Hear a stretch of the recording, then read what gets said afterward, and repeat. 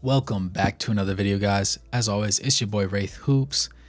Go ahead and hit that subscribe button, turn on those post notifications, join the Patreon if you're feeling a little extra, because we do have some extra content over there, and I would like to get you guys more personal conversations and personal opinions involved in these videos that I do, and just looking to make some more improvements.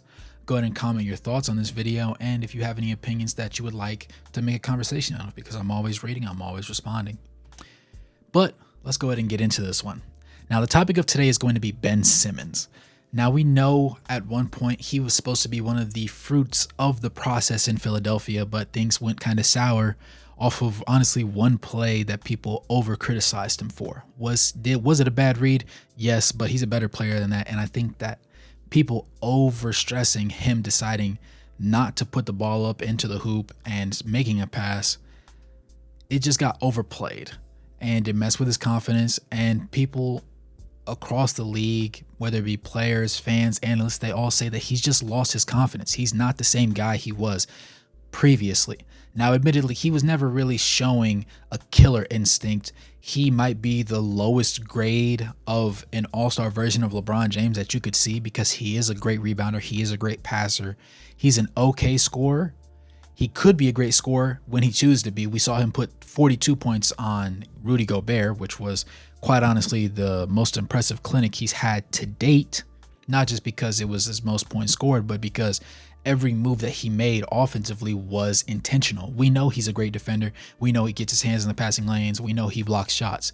But he made sure that he got the job done on the offensive side of the ball in that game. Now, it's been a long time since then. Obviously, starting out his career, he didn't play his first year because of a foot injury, but coming into that next season, he was phenomenal. He played 81 games, gave us 16, 8, and 8. So people had high expectations for him. Paired with Joel Embiid, he looked really good. He had essentially 17, 9, and 8 that next year. The year after that, he had 16, 8, and 8 as well. The issues came that following year where he played 58 games. Admittedly, previously, he played no games his rookie year. Then the rookie year that gets counted as rookie year, he had 81, so he was available most of the time. That next year, 79 games. Then it dropped down to 57 because of injuries, and then 58 that next year. Now, in that 58-game season, he averaged 14, 7, and 7, which admittedly isn't bad, but is a slight regression. His percentages all roughly stayed the same, but his field goal percentage dropped from 58 to 55.5. Admittedly, he shoots mostly two-pointers, so it didn't matter anyways. That next year, he held out, and then he also had a back injury, so that kind of hampered him, and he just didn't play in the 2021-2022 season. And at that point, he's 25 years old. Now, last season, he was 26. He did end up playing in 42 games. He started in 33 of them, but you could tell that it just wasn't the Ben Simmons everybody was used to. He ended up averaging 7, 6, and 6, shooting 56% from the floor.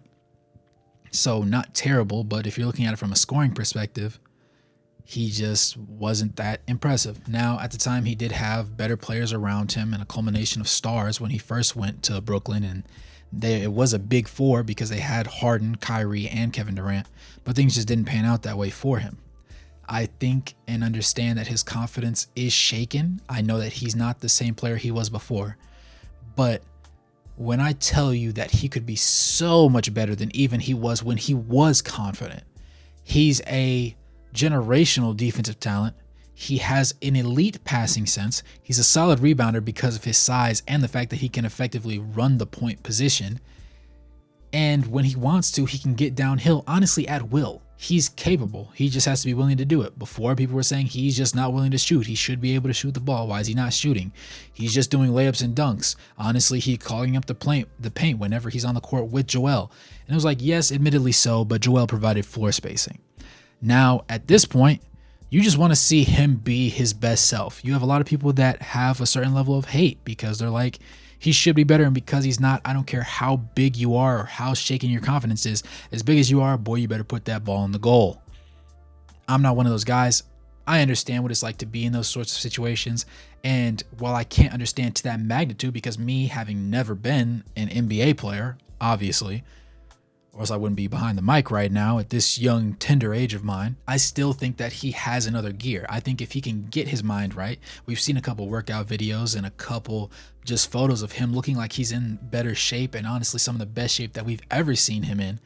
But it's just about him putting all the pieces together and getting the job done right now when it really matters. Going into this next season for the Nets, on ESPN, they have a very interesting ranking for the depth chart. They do have Spencer Dinwiddie at the 1, Mikal Bridges at the 2, Cam Johnson at the 3, Dorian Finney-Smith at the 4, and Nick Claxton at the 5, with Ben Simmons coming off the bench at power forward, with Day'Ron Sharpe at the center, Royce O'Neal at small forward, Lonnie Walker, who they just signed, and Dennis Smith Jr. making up the point guard and shooting guard positions. Now, do I buy that necessarily? I understand. I don't necessarily agree. If we can get Ben Simmons the way we know he is, he should be starting, no doubt, no question. I'm probably not putting him at point guard. I would keep Spencer as the starting point guard. He might end up stealing Dorian Finney-Smith's spot, potentially, maybe Nick Claxton if you're feeling it. But you might want that lob threat at the rim and that extra rim protection. So you might keep Nick Claxton in there and just switch him for Dorian Finney-Smith. Whichever way you decide to play it, this is a good Nets roster. They're not bad. Are they a contender? No, but they have a lot of depth pieces that on any other team would push teams' needles just a little bit more towards that championship contender level pedigree. I think that this is going to be the season that either makes or breaks who people see him as a player, because admittedly he's been very good before. He's been an all NBA caliber defender. He's been an all-star caliber scorer, but we need to see Ben Simmons be that dog. We need to see that dog out of him. Imagine if you put Jimmy Butler's mentality, his dog mentality, into Ben Simmons' body. Do you know how dangerous that character would be, regardless of being able to shoot or not? Because honestly, Jimmy Butler just shoots the ball really well, randomly out of the blue in performances where he really needs to. He's not very well known for going to his offhand. In fact, people can't force him to his offhand because he'll just go right back to his right and he finishes. You just cannot stop him in that manner. With a 6'10", 240, 250 frame, if Ben Simmons got in his head, forget all the outside noise, forget what the media is saying, forget what the fans are saying, my teammates believe in me, my coaches believe in me, my family and friends believe in me, there's nobody that can guard me. There's not very many players, honestly, at that point that would be able to hold him. He really should be a 20-point per game scorer, maybe 24, 25 at peak. Admittedly, he's not a shooter. We know this. But I still believe that he has a higher ceiling than most people would say he has at this point in his career. Now, he has had a couple injuries, but I'm not prepared to give up on him. For me personally, I expect Ben Simmons to take this upcoming season very seriously, because this is going to define whether teams will take a chance on him, whether he does end up staying with Brooklyn, or if when his contract runs out, he leaves or gets traded, whatever the case may be. I would like to see him in a starting role, maybe not at point guard, but just being an all-star caliber player, because he is that good when he mentally understands that he is capable of doing it. When there's no fear in his heart, he's good. He's not necessarily great, I'm not prepared to say, but he's darn good. I just want to be able to sit in front of my television or at a game every now and then and watch that greatness play out in front of me. But it's going to come down to how he mentally is and how his body physically allows him to perform. With that being said, good morning, good evening, good night, no matter where you are on the globe watching. Go ahead and hit that like button. Go ahead and comment your thoughts. Let me know what you think you can expect of him. Tell me if you think that this is going to be the defining moment of his career, as I do, or if you think that he's got a little bit more time, because for some people, they might feel that way. Go ahead. If you're feeling a little generous, go ahead and join that Patreon so that I can get a little bit more content catered to you specifically, and you can have a little bit of a stronger hand in the creation process of my videos as the channel grows. And with that being said, I'll catch you guys in the next one. Peace.